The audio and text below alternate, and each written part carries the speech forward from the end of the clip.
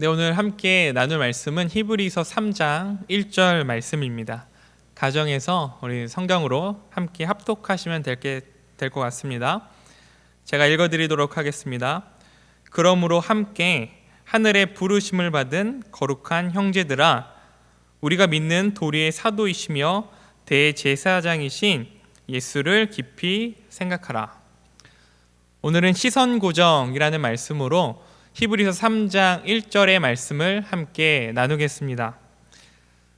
우리가 가지고 있는 성경은 장과 절이 구분되어져 있지만 신약 성경이 처음 기록될 당시에는 장과 절이 나누어져 있지는 않았습니다. 1500년대 초반에 한 인쇄업자에 의해서 처음으로 신약 성경의 장과 절이 구분되어지게 되죠. 어떤 방식으로 장과 절이 구분되어졌을까요?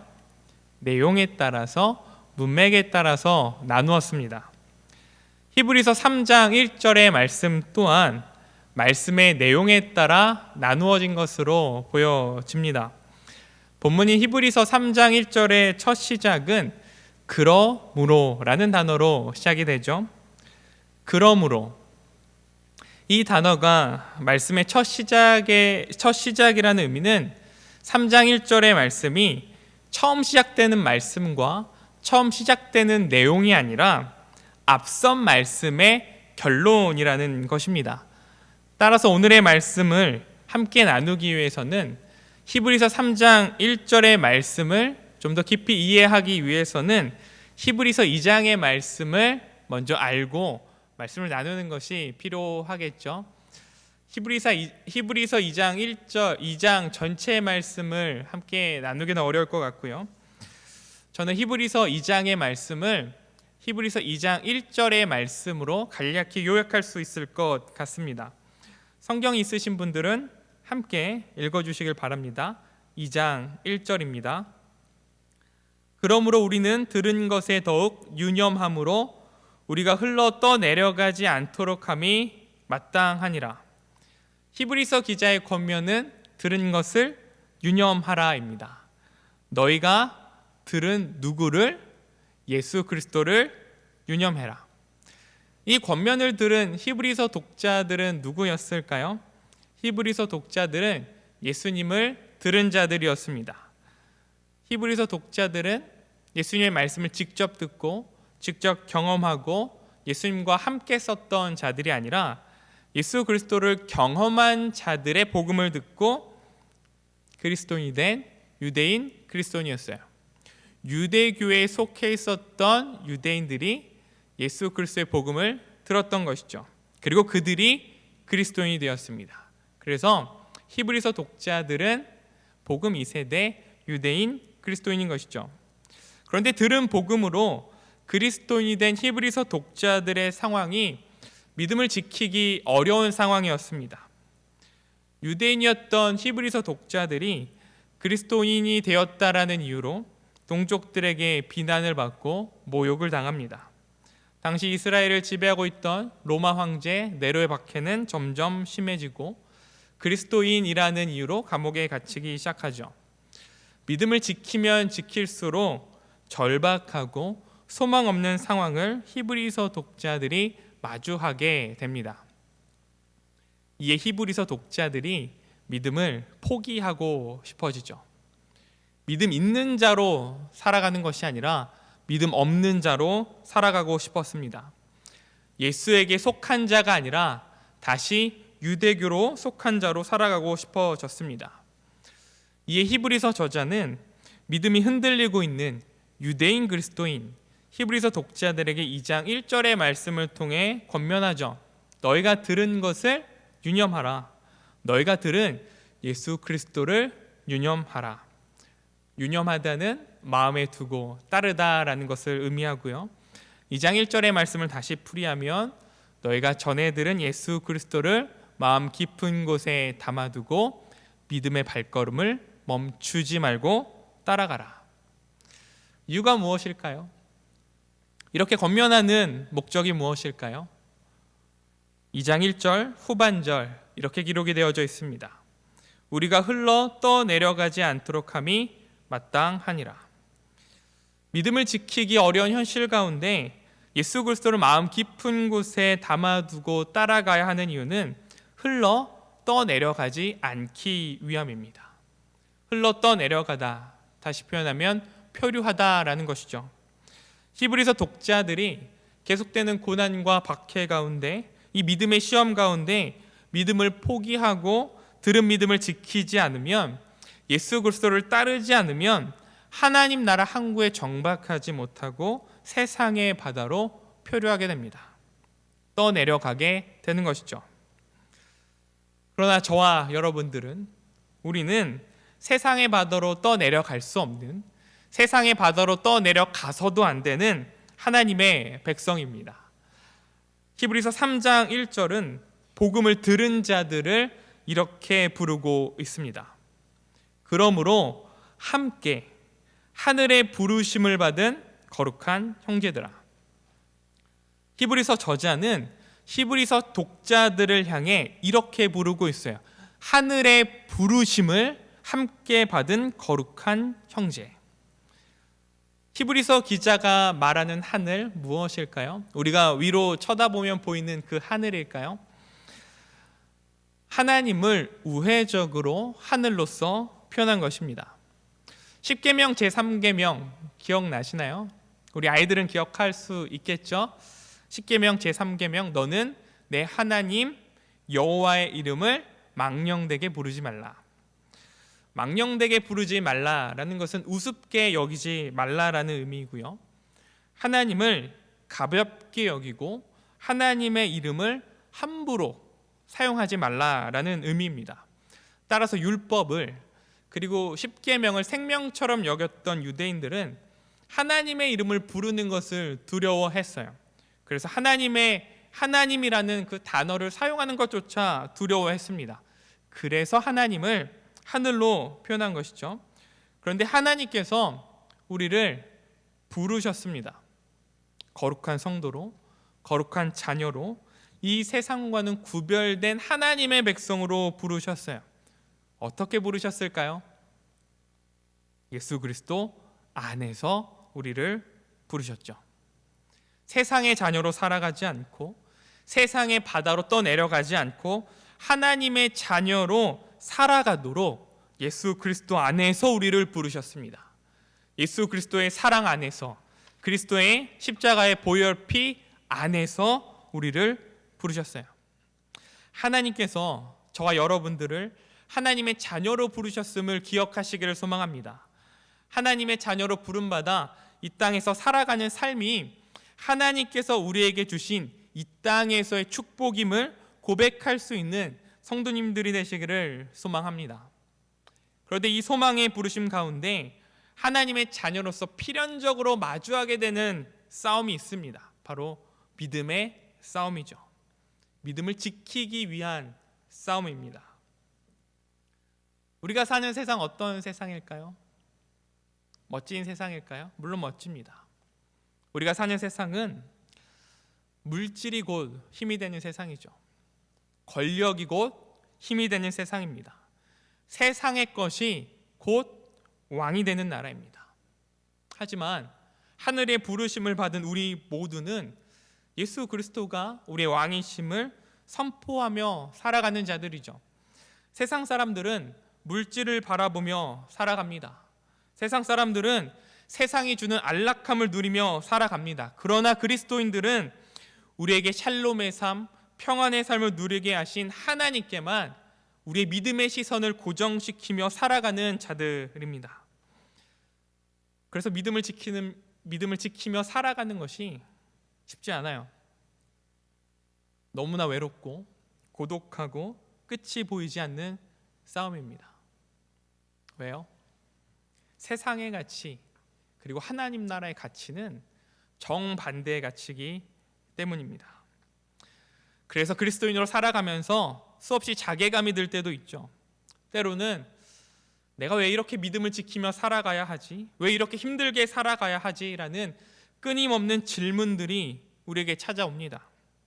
나도 믿지 않는 사람들처럼 즐기고 싶고 편안하게 살고 싶고 나의 만족과 나의 욕심으로 내 인생을 투자하고 싶은데 그러지 못하는 내 삶을 바라보면서 지쳐가기도 합니다. 그런데 믿음의 싸움 가운데 하늘의 부르심을 받은 히브리서 독자들에게, 그리고 우리에게 전해지는 히브리서 말씀은 히브리서 3장 1절 후반절 같이 읽겠습니다. 가정에서 우리가 믿는 도리의 사도이시며 대제사장이신 예수를 깊이 생각하라. 히브리서 기자의 권면은 예수를 깊이 생각하라. 믿음이 흔들리고 있지만, 믿음을 포기하고 싶겠지만, 예수님을 떠난 삶을 살고 싶겠지만 예수를 깊이 생각하라. 깊이, 그리고 생각하라. 오늘 이 말씀을 가지고 세 가지 의미를 함께 간략하게 나누고자 합니다. 히브리서 저자가 말하는 예수를 깊이 생각하라는 성경에서 세 가지 의미로 생각할 수 있을 것 같아요. 첫 번째, 비추어 보아라. 비춰 보아라. 누가복음의 말씀이 이 말씀의 의미를 설명해 줍니다. 누가복음 12장 24절 말씀입니다. 제가 읽어드리겠습니다. 까마귀를 생각하라. 심지도 아니하시고 거두지도 아니하며 골방도 없고 창고도 없으되 하나님이 기르시나니 너희는 새보다 얼마나 귀하냐. 누가복음 12장 27절 말씀입니다. 백합화를 생각하여 보라. 실도 만들지 않고 짜지도 아니하느니라. 그러나 내가 너에게 말하노니 솔로몬의 모든 영광으로도 입은 것이 이 꽃 하나만큼 훌륭하지 못하였느니라. 공중에 나는 까마귀를 바라보라. 백합화를 바라보아라. 무엇이 보이느냐? 하나님이 어떤 분이신지, 예수님이 어떤 분이신지 비춰지지 않느냐? 온 천지 만물이 나를 밝히 보여주고 있지 않느냐? 너희들의 지난 삶의 여정 가운데 너희를 먹이시고 입히시고 삶의 길을 인도하신 예수 그리스도께 너희들의 믿음의 시선을 비추어 보아라. 광야 같은 삶 속에서 아무런 희망도 보이지 않는 어두운 터널 가운데 우리의 빛이 되어주시고 소망이 되어주신 예수 그리스도를 향해 믿음의 시선을 비추어 보아라. 무엇이 보이느냐? 너희들의 구원자 예수 그리스도 내가 보일 것이다. 두 번째, 예수를 깊이 생각하다. 이 두 번째 의미는 바라보다입니다. 바라보다. 예수를 깊이 생각하라.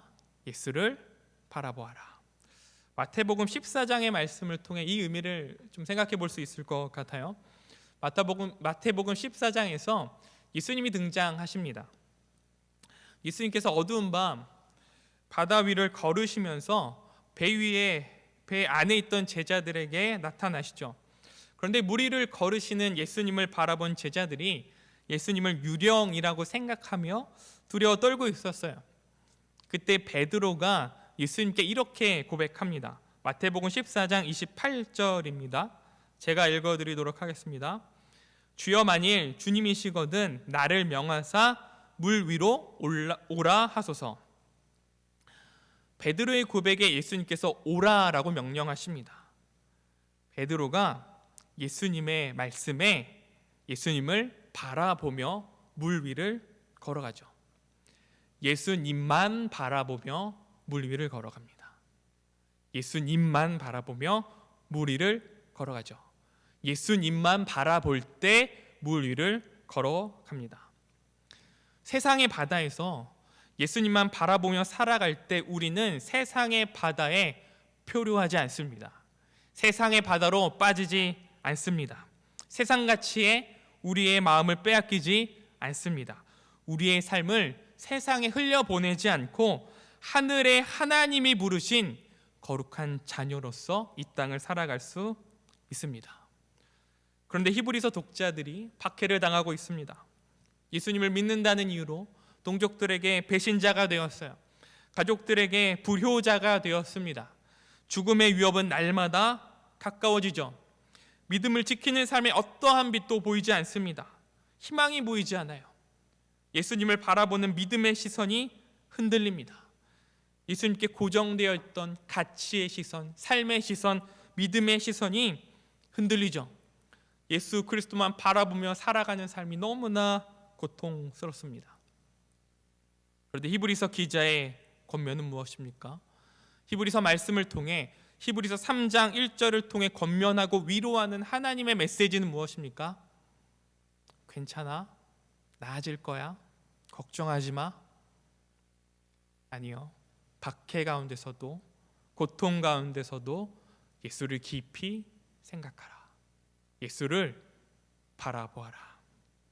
비록 지금 고난 가운데 있지만, 고통 가운데 있지만 예수 그리스도의 보혈의 피가, 그리스도가 흘리신 십자가의 피가 지금의 나를 살게 하는 것임을 바라보아라. 예수를 깊이 생각하라. 마지막 세 번째는 카운트입니다. 계산하다. 따져보아라 입니다. 예수님을 믿는 것을 세상 가치와 비교해서 따져보아라. 계산해보아라. 무엇이 너희들에게 가치 있는 것이냐. 현실을 살아내고 현실을 살아가는 우리에게는 사실 쉽지 않은 계산입니다. 예수님을 믿고 얻은 그 구원의 가치, 천국의 가치는 아직 우리 눈에 보이지 않은 가치이죠. 미래적 가치입니다. 이미 우리에게 주어져 있지만 아직 우리가 완전히 누리지 못하는 가치입니다. 저와 여러분 모두는 하나님 나라 안에서 살아가지만 동시에 세상 나라를 살아가고 있어요. 하나님 나라가 이미 왔지만 동시에 세상 나라 안에서 살아가고 있습니다. 따라서 우리 눈앞에 놓여져 있는 당장 가치 있어 보이는 것들은, 지금 가치 있어 보이는 것들은 예수 그리스도가 아니라 세상의 가치죠. 나를 풍요롭게 하는 가치, 나를 편안하게 하는 가치, 나를 있어 보이게 하는 가치. 그러나 믿음의 눈으로 예수를 바라볼 때, 우리의 시선을 예수님께 비춰볼 때 영원한 가치가 우리의 눈과 마음에 카운트됩니다. 세상의 가치는 헛되고 헛되고 헛되나니 세상의 것들이 연기처럼 사라지고 예수 그리스도만 카운트됩니다. 계산되어져서 우리에게 남겨지게 됩니다. 말씀을 정리하겠습니다. 우리 모두는 하나님의 부르심을 받은 성도입니다. 하나님의 자녀입니다. 하나님의 백성이죠. 하나님의 백성은 이 땅에서 무엇을 가지고 살아가는 자들일까요? 돈으로 살아가는 자들일까요? 권력으로 살아가는 자들일까요? 하나님이 주시는 힘으로 살아가는 자들이죠. 성경은 하나님의 자녀들이 복을 받은 자들이라고 말합니다.